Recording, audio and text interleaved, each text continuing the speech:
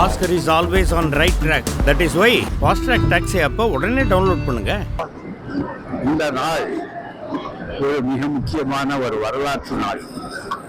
ஜனநாயகத்தை காப்பாற்றுவதற்கும் அதே போல இந்திய அரசியல் சட்டத்துடைய மாண்புகளை பாதுகாப்பதற்கும் மாநில உரிமைகள் என்பவர்களுக்கு மிகப்பெரிய காவலனாக இருந்து ஒரு மாநில முதலமைச்சர் எப்படி வழிகாட்ட முடியும் என்பதற்கும் ஒரு எடுத்துக்காட்டான பதிவுக்குரிய ஒரு நாளாகும்.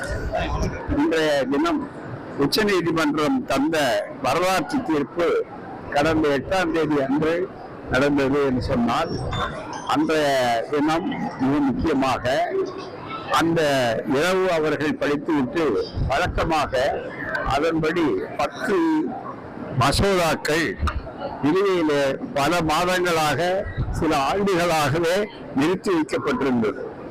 அப்படி நிறுத்தி வைக்கப்பட்டிருந்த அந்த மசோதாக்களினுடைய தத்துவம் மாநிலத்தில் இருக்கக்கூடிய மிக முக்கியமான பல்கலைக்கழகங்களிலே சுமார் 8 அல்லது 9 பல்கலைக்கழகங்களில் துணைவேந்தர்கள் இல்லை, அதனுடைய அமைப்பு முறைகளை சரிவர நடத்த முடியவில்லை, நிதி மேலாண்மை சரியாக நடத்தப்படவில்லை.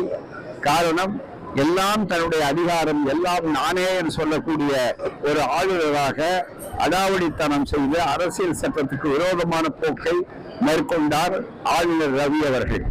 அதை எதிர்த்து இதுவரையில் மக்கள் எத்தனையோ கிளர்ச்சிகள் செய்தும் கூட அதை பற்றி அவரோ அவரை அனுப்பிய டெல்லி நிர்வாகமோ உள்துறை அமைச்சோ பிரதமரோ கவலைப்படாமல் மீண்டும் அவருடைய பதவிக்காலம் முடிந்த பிற்பாடு கூட குறிப்பிட்ட அளவிற்கு நாங்கள் இத்தனை ஆண்டுகளை நியமிக்கிறோம் என்று சொல்லாத அளவிற்கு மறு உத்தரவு வருகின்ற வரையிலே என்ற முறையிலே அவர்கள் இது வெளிப்படையாக அவரை மீண்டும் கொண்டு வந்தார்கள்.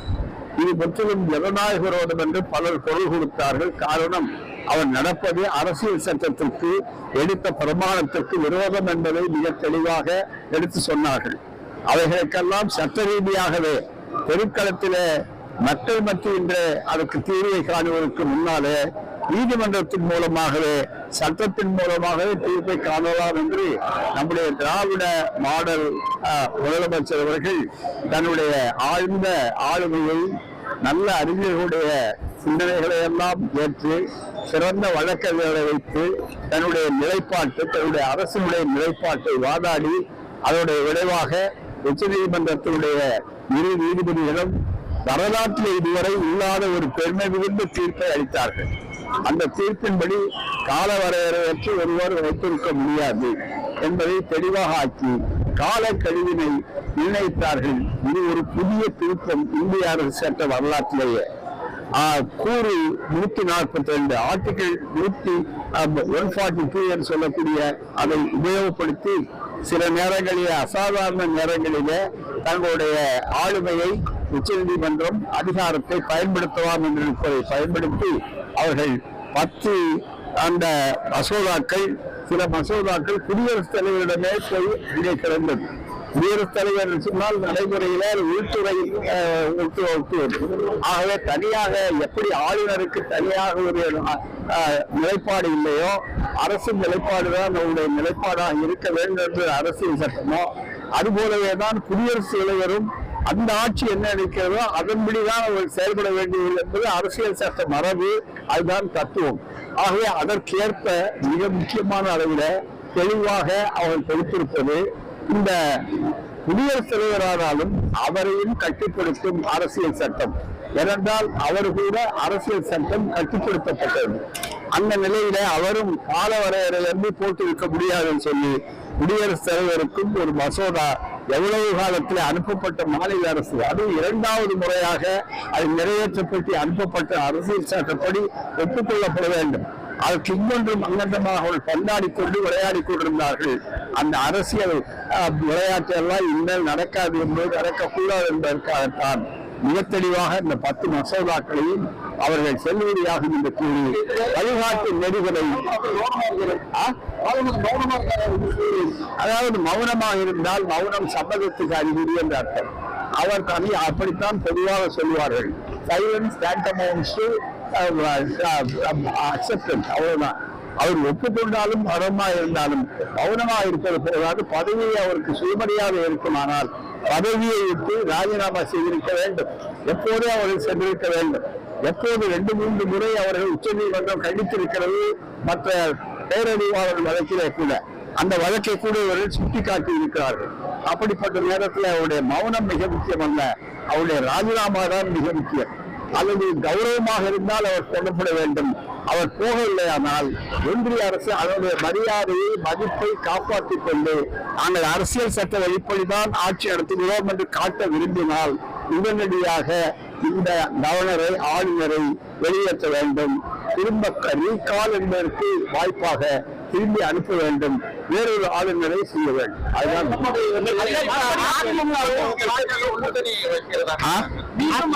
கவர்னரை முடிச்சுங்க. கவர்னரை முடிச்சிட்டு அதுக்கப்புறம் அந்த சப்ஜெக்ட் வாங்க. கவர்னர் முடிஞ்சு வச்சா அவ்வளவுதான். ஆமா, அதாவது அதிமுக முதல்ல அதிமுகவாக துவங்கப்பட்டது. அதனுடைய இன்றைய கதி அமித்ஷா திமுகவாக முடிவு பெற்றது. ஏற்கனவே அம்மா திமுகவாக நடுவில் இருந்தது. அப்புறம் அடிமை திமுகவாக இருந்தது ஒரு காலகட்டத்தில். இப்போது பரிணாம வளர்ச்சியில எந்த அளவிற்கு கீழிறக்கத்துக்கு போனார் என்றால் அதிமுக அமித்ஷா திமுகவை ஆக்கி அவர்கள் நாங்களே கூட்டணி எப்போதெல்லாம் இருப்போம் என்று சொல்லக்கூடிய அளவிற்கு வந்திருக்கிறார்கள். அது மட்டுமல்ல, அமித்ஷா தான் பேசியிருக்கிறார். இவர் மௌனத்தையே மிக முக்கியமாக கொண்டிருக்கிறார். எந்த கட்டத்திலும் இனிமேல் பாஜகவுடைய கூட்டணி கிடையாது சொன்ன வீராதி வீரர் இவர். அது மட்டுமல்ல, அப்படிப்பட்ட எந்த கட்டம் என்று சொல்லக்கூடிய அளவிற்கு என்ன. அது மட்டுமல்ல, எல்லா ஒரு சொல்லுக்கு 100 தடவை அம்மாவின் ஆணைப்படி அம்மாவின் ஆணைப்படி என்று அம்மாவை பொம்மையை வைத்திருக்கிறார்களே, அந்த அம்மா என்ன சொன்னார்? லேடியா மோடியா என்று கேட்டார். கடைசியில அவருக்கும் பல கசப்பான அனுபவங்கள். அவர் முதல்ல எந்த காலத்திலும் கூட்டு வரவில்லை, கூட்டு வைக்க மாட்டோம் என்று பிரகடனப்படுத்திவிட்டு பிறகு மறுபடியும் ஒரு முறை இதுபோல நிர்பந்தத்தால் அவர் கூட்டு வைத்தார். அதனுடைய விளைவுகளை அவர் அனுபவித்த காரணத்தால் தான் கடைசியாக அவர் வந்த தெளிவான திட்டவட்டமான முடிவு. வேறு அவர்கள் தெளிவான ஒரு முடிவை சொன்னார். லேடியா மோடியா என்று கேட்டார். இப்போது அவர்கள் மோடி பக்கம் சென்றிருக்கிறார்கள் சொன்னால் ஏற்கனவே அந்த அம்மையாருடைய தலைமையிலிருந்து நழுவிவிட்டார்கள். அவரிடம் கொள்கை இல்லை. அதே நேரத்தில் எத்தனை பேர் கூட்டு சேர்ந்தாலும் இன்றைய திமுக தலைமையில இருக்கிற கூட்டணியை அசைத்து கூட பார்க்க முடியாது. இந்த கூட்டின் மூலமாக திமுக கூட்டணியினுடைய வெற்றி 200 என்று சொன்னால் 200ஐயும் தாண்டக்கூடிய ஒரு நல்ல வாய்ப்பை அமித்ஷாவே அளித்திருக்கிறார் என்பதுதான் அதற்கு மிக முக்கியமானது. எனவே வரலாற்றானது அதிமுகவுடைய கடைசி அத்தியாயத்தை எழுப்பிய வரலாற்றிலே இடம்பெற வேண்டியது எடப்பாடியார் தலைமை. அதுதான் நடக்கப் போகிறது. எனவே கடைசி அத்தியாயத்தை எழுதுகின்ற வாய்ப்பை அவருக்கு அரசியல் கொடுத்திருக்கிறது. அவருடைய கோழைத்தனமான அரசியல் அதைத்தான் செய்திருக்கிறது. அதற்கு உதாரணம் சொல்கிறேன். நான் என்னுடைய ஆசையோ அல்லது ஏதோ தாக்க வேண்டும் என்பதற்காகவோ சொல்லவில்லை. மகாராஷ்டிராவில் என்ன நடந்தது? மிக முக்கியமாக முதலிலே அவர்களை வைத்துத்தான் உள்ளே போனார்கள். முதல்வராக கூட ஆக்கினார்கள் சில காலத்துக்கு. அது மாதிரி வித்தைகள் எல்லாம் அமித்ஷா மோடி வித்தைகள் மாதிரி அமித்ஷா வித்தைகள் உண்டு. ஆகவே முதல்ல கொஞ்ச நாளைக்கு பொம்மை முதல்வராக ஆக்குவார்கள். பிறகு எப்படி மகாராஷ்டிராவில் இன்றைக்கு ஒன்றுமில்லாமல் ஆக்கிவிட்டார்கள்.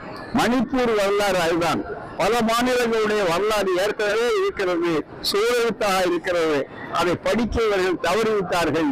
எனவே தான் அதனுடைய விலையை கடுமையாக கொடுப்பார்கள். ஏற்கனவே 5 பிளவாக அதை ஆக்கிவிட்டார் அமித்ஷாவும் பாஜகவும். 5ஆக பிளவுபடுத்திவிட்டு 6வதாக தள்ளத்தில் அனைத்து அழித்துக் கொண்டிருக்கிறார்கள். எனவே அழிப்பதிலே பல வகை உண்டு. அதை எதிர்த்து அழிப்பது ஒரு வகை, அனைத்து அழிப்பது என்பது மிக முக்கியமான ஆரியத்துக்கு கைவந்த கலை. ஆகவே அனைத்து அழிக்கக்கூடிய கடைசி வரலாறு எழுதப்பட்டது.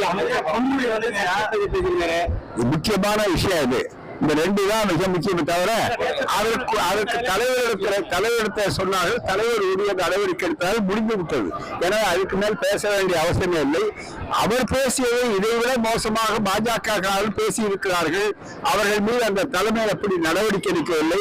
அதே இருந்த மிக தெளிவாக இதுவரையில எவ்வளவு கொச்சையாக பாஜகவினர், பாஜக தலைவரே பேசியிருக்கிறார், நடந்திருக்கிறார்.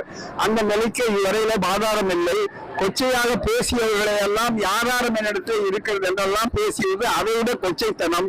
அதுக்கு பற்றியெல்லாம் அந்த இயக்கமோ மற்றவர்களோ கவலைப்படாமல் அவரை கௌரவமாக நகர்த்தி இருக்கிறார்கள்.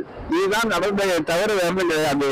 ஆனால் எவ்வளவு வேண்டியவராக இருந்தாலும் அவர்கள் மீது நடவடிக்கை எடுப்போம்னு சொல்லக்கூடிய துணிவு, அந்த திறமை, அந்த திராணி திமுக தலைமைக்கு உண்டு. ஆகவேதான் அண்ணா சொன்ன கட்டுப்பாட்டை இன்றைய முதல்வர் மிக தெளிவாக கொண்டு போகிறார் என்ற அடையாளம். நபர்கள் முக்கியமல்ல, அவர்கள் செயல்தான் எங்களுக்கு குறி என்பதை காட்டியிருக்கிறார்கள். இது ஒரு நல்ல மிகப்பெரிய அளவுக்குரியமாகவே உங்கள் கேள்விக்கு அதுதான் பதில். நன்றி.